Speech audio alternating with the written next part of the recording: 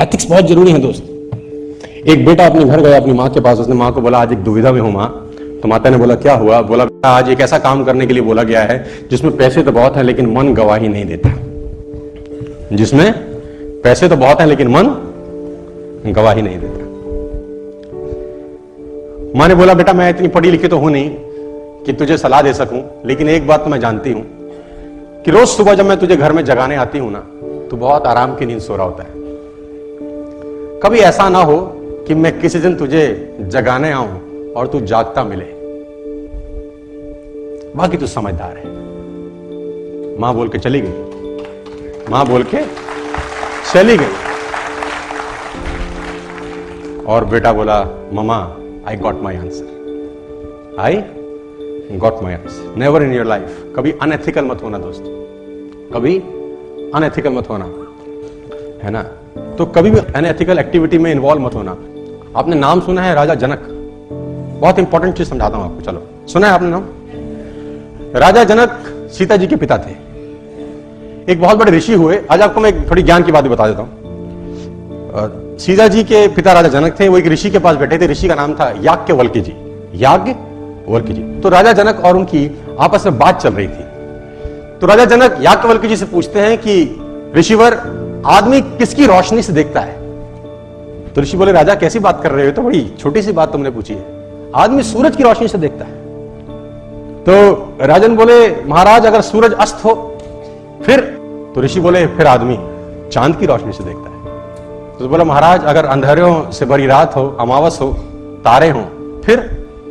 उसने ऋषि ने कहा कि फिर आदमी आवाज की दृष्टि से देखता है। बोला आवाज की दृष्टि? बोला हाँ, तुम किसी वन में भटक जाओ, घनघोर अंधेरा हो, सूरज ना हो और कहीं दूर से तुम्हें कोई आवाज देके पुकारे, तो तुम वहां जाओगे कि नहीं जाओगे? आवाज से दिखाई तो नहीं देगा, मालूम चल जाएगा कि कहां जाना है। तो फिर बोले अगर कोई आवाज भी ना हो, सूरज भी ना हो, चांद भी ना हो, तारे भी ना हो और आवाज भी ना हो, फिर आदमी किसकी दृष्टि से देखेगा? तो ऋषि ने बोला फिर आदमी आत्मा की नजर से देखेगा, जो कि होती नहीं है। और बड़ी अच्छी लाइन उन्होंने लिखी, मैं आपके लिए लेके आया हूं। उसने कहा जो विशेष ज्ञान से भरपूर है, जीवन और ज्योति से भरपूर है, जो हृदय में विद्यमान है, अंतकरण की ज्योति में और सारे शरीर में विद्यमान है, वही आत्मा है। जब कहीं कुछ दिखाई नहीं देता तब आत्मा की ज्योति ही जीवन जगत को प्रकाशित करती है। जब आपको कहीं से जवाब ना मिले, सवाल ना मिले और परेशान हो कि करना चाहिए कि नहीं, यहां से पूछना, जवाब आपको मिल जाएगा कि एथिकल काम है या अनएथिकल काम। देखो कर्म फल जो है ना वो भोगना पड़ता है यार। गलत मत करना, कभी जिंदगी में मत करना। वो एक आदमी गुस्से में अपने मैनेजर को चांटा मार गया। पता नहीं उसको किस बात का गुस्सा था, उसने अपने मैनेजर को एक दिया। अब मैनेजर उसका एम्प्लॉय था, बेचारा कुछ कर नहीं सका। मैनेजर घर गया, सारा गुस्सा बीवी पे निकाला, एक उसने बीवी को दिया। अब बीवी क्या करती? बड़ा गुस्सा था, उसने बड़े बड़े लड़के पे एक मारा। अब बड़े बड़े लड़के का बस ना मां पे चले ना बाप पे, उसका छोटा भाई बैठा था, खेल खेल में उसने एक रपेट उसको दिया। दुकानदार ने मैनेजर को सपेटा, मैनेजर ने बीवी को मारा, बीवी ने बेटे को मारा, बेटे ने छोटे भाई को मारा। अब छोटा भाई के घर में और कुछ था नहीं जिसको पीट सके, तो गुस्से में बाहर गया। बाहर कुत्ता था, उसे लात मारी। अब कुत्ते को जब लात मारी, कुत्ता भागा और उसने एक आदमी के पैर में काटा, और वो आदमी वही था जिसने मैनेजर को मारा था। तो मैं आपको बता दूं, एक चांटा भी किसी को गलत मारा तो कर्म फल तो भोगना ही पड़ता है सर। आप सोचो कि कुछ नहीं है तो खाता चल रहा है, उसका खाता बड़ा शानदार है, उसके खाते में 0.00001% एरर नहीं होता है ना। वो कहते हैं ना कि आंख ने फल देखा तो मन में लालसा हुई। अब आंख तो फल तोड़ने जा नहीं सकती, फल देखा आंख ने, गए पैर। अब पैर ने देखा तो पैर तोड़ नहीं सकते, फल तोड़ा हाथ ने। जिसने देखा वो गया नहीं, जो गया उसने तोड़ा नहीं, जिसने तोड़ा उसने खाया नहीं, जिसने खाया उसने रखा नहीं, चला गया पेट में। और थोड़ी देर में जब माली ने देखा तो डंडे लगे पीठ को। पीठ ने बोला हाय मेरा क्या कसूर था, लेकिन जब डंडे लगे पीठ को तो आंसू निकले आंख से, देखा उसी ने था। तो कर्म फल भोगना है यार। और मैं आपको एक प्रसंग सुना देता हूं, यहां पर शायद आपके काम आ जाए।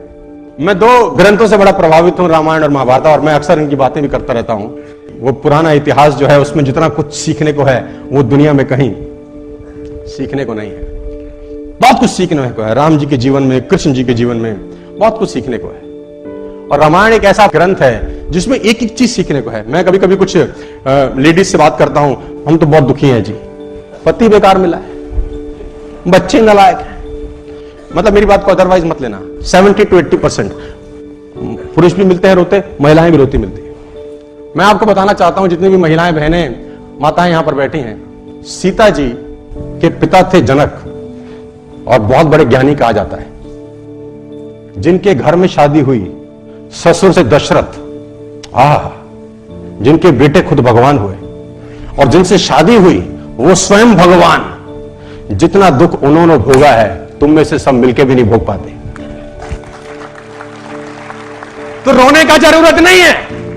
हाय हाय हाय हाय, दुख ही दुख है। एक एक पात्र से सीखने को है, राम जी से अलग सीखने को। भरत जी को गद्दी सौंप रहे हैं, है ना। राम जी वनवास चले गए, भरत जी को बोला आप कोई नहीं है, दो वचन थे, एक भाई ने पूरा कर दिया, दूसरा तुझको पूरा करना है कि तुझे राजगद्दी पे बैठना है। पिता मरते का दो वचन दे गए हैं। भरत ननिहाल थे, ननिहाल से जब लौटे उनको बताया गया सारा प्रपंच हुआ है। भरत को बहुत गुस्सा आया, वो गद्दी पे नहीं बैठे सो नहीं बैठे। उनको खूब समझाया गया कि तुम्हें गद्दी पे बैठना है, ये पिता की आज्ञा है, पिता की आज्ञा मानना तुम्हारा फर्ज है। बड़े भाई ने भी मानी है तो तुमको भी मान। तो गुरु समझा रहे हैं, तो गुरु ने बोला अगर मैं समझाऊं तो भी नहीं बैठेगा, अगर मैं समझाऊं और मैं आज्ञा दूं तो भी भरत गद्दी पे नहीं बैठोगे।